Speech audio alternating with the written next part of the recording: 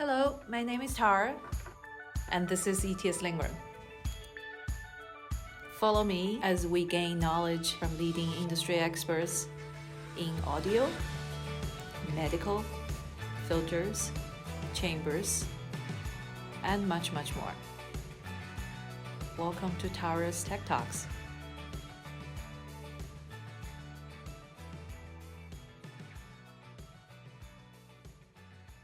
Hello, here's Tara's Tech Talk. Just a quick check-in. I'm here with Vignesh.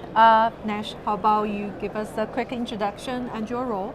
Absolutely, yeah. So I'm Vignesh Rajamani. I'm the General Chair for the EMC SIPI 2024 conference here in Phoenix, Arizona.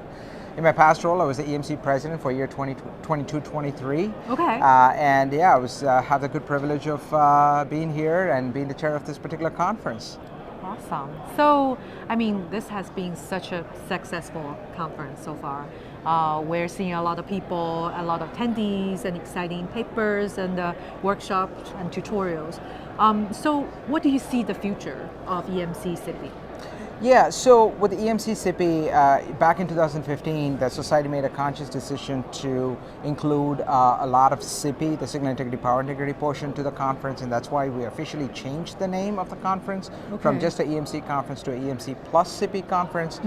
From year on year, you can see that there's a lot of integration that is happening between the two, and I only see in this connected world what's going to happen is there's going to be more and more of that's happening. So I really see both EMC and SIPI as kind of like your right and left arm. You really want both to be successful. Sure.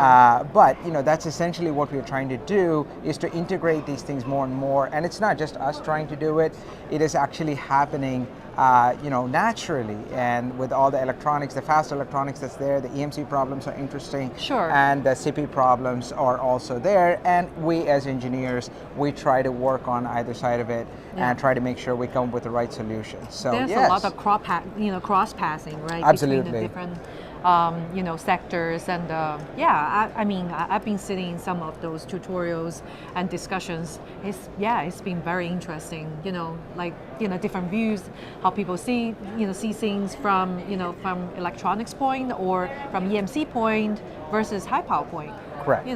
I do know we actually have some new chapters actually being very active. For example, women in engineering and young professionals. Right.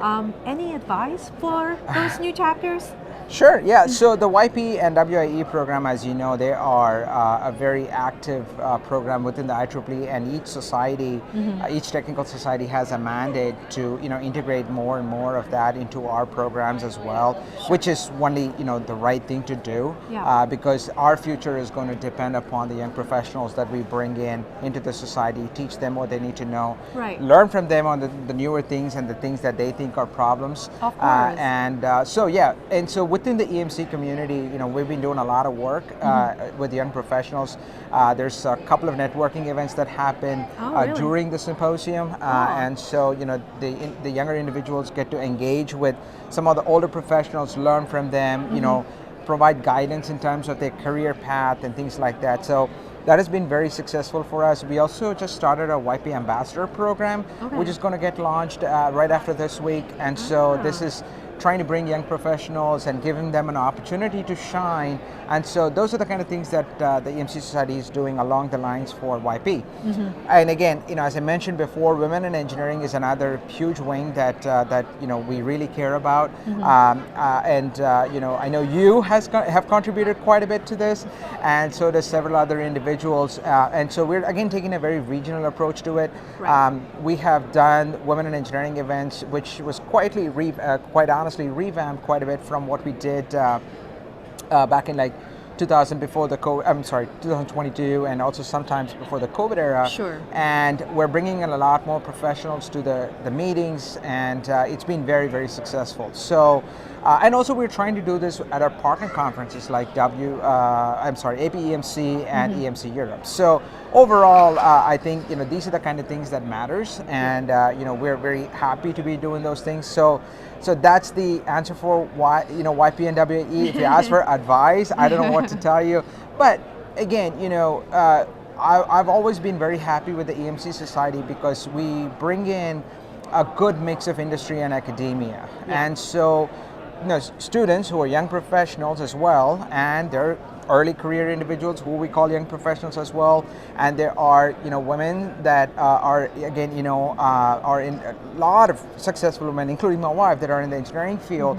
That we can learn from. There are things that we don't think about that they bring to the table, and just to have that conversation, and so what we are trying to do is to encourage more and more of that programs like that into our symposium. And so again, the more we do, the merrier it is, and that's what we're trying to do. That's awesome. Thank you so much. My pleasure. Thank you.